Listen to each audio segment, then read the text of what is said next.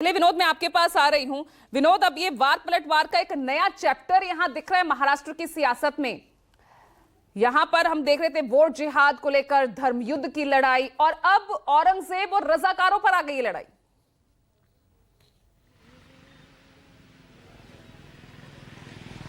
देखिए, अब कुल 6 दिन का प्रचार बाकी है और इस 6 दिन के प्रचार में और भी कई मुद्दे वहां पर आएंगे। आज औरंगजेब आया है, कल अफजल खान भी यहां पर आएगा। उद्धव ठाकरे ये जरूर बोलने वाले, देख लीजिए, वो अफजल खान की बात हमेशा वहां पर निकालते हैं। देखिए, महाराष्ट्र के चुनाव में ना जिन मुद्दों पर चर्चा चाहिए उन मुद्दों पर चर्चा नहीं हो रही है। स्थानीय मुद्दे क्या है, आपको पता है कि महाराष्ट्र में हर जगह कोई ना कोई दिक्कत है।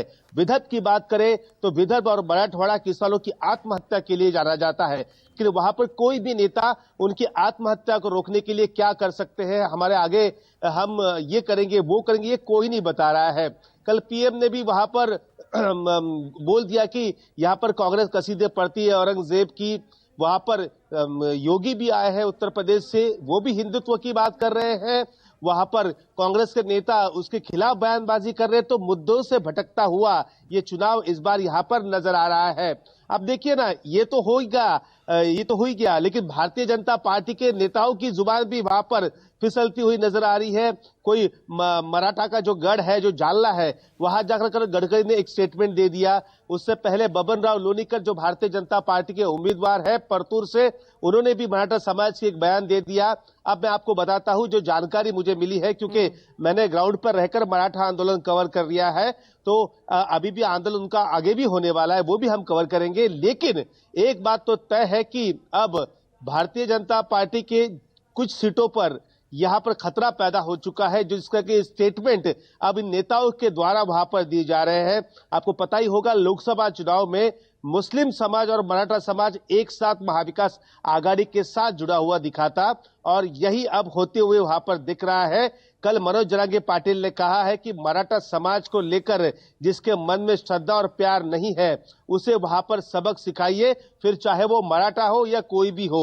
और वो एक ही बात कर रहे हैं कि सिर्फ देवेंद्र फडणवीस के कारण ही मराठा समाज को वहां पर आरक्षण नहीं मिला, धनगर समाज को आरक्षण नहीं मिला, किसानों की बात आगे नहीं बढ़ी है, तो जवाब देना जरूरी है। तो जाहिर सी बात है, मराठवाड़ा और विदर्भ में भारतीय जनता पार्टी और महायुति के लिए ये अच्छे संकेत नहीं है।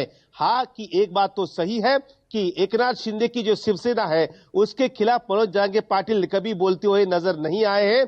कहीं ना कहीं मनोज जरांगे पाटिल के मन में भी उनके प्रति कुछ न कुछ जरूर दिख रहा है, क्योंकि वो खुद भी मानते हैं कि आरक्षण यहाँ पर दिया है एकनाथ शिंदे ने, लेकिन उससे अमली जामा पहनाने का काम देवेंद्र फडणवीस ने नहीं किया, उन्होंने उस पर अड़ंगा डाला है। तो ये चुनाव अपना इस बार अब धार्मिक मुद्दों की जगह जातीय मुद्दे पर आकर अटक चुका है, और कहीं ना कहीं इसका नुकसान अब सभी को उठाना वहां पर पड़ सकता है। लेकिन हाँ, भारतीय जनता पार्टी हो, शिवसेना हो या अजीत पवार गुट हो, इनके लिए विदर्भ में किसान, जो सोयाबीन उत्पादक और कपास उत्पादक किसान, ये सरदर्द साबित हो रहे हैं। तो दूसरी तरफ मराठवाड़ा में मराठा समाज और अल्पसंख्यक समाज भी उनके खिलाफ जाता हुआ नजर आ रहा है।